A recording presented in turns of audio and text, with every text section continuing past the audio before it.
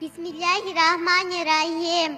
O Allah'ım, sen benim düzüm, boru gersin. Ağlamdağı apçandıklarga da, gözge görünbeçimin çirkeye da, rızkındı teyiz beri üçüsün. Ömürdüğü dağı, ölümdüğü dağı, sen neresin? Nacisin. O Allah'ım, nacistinle durmasın, sözsüz ortadasın. Ömrümüz uzun, cana senin varlığına, birliğine, kızmat kıldın için.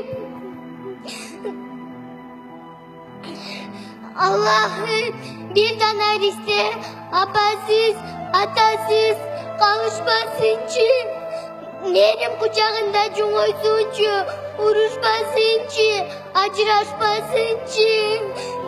Allah'ım, bardağa denilir baldarına, baylık, iyilik, canaz kırık, çıralca şu yemez. Peygamber'imin vasiyetlerin hüratücüm.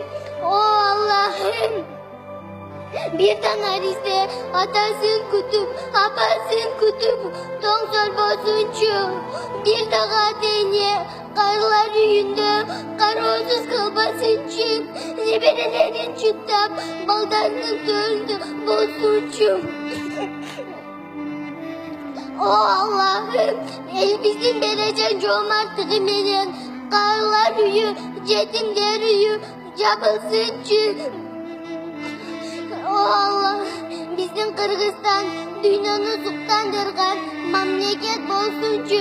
Dünyada tinçlik ornatıga Kırgızistan sebepkar bolsuncu. Allah'ım, amin.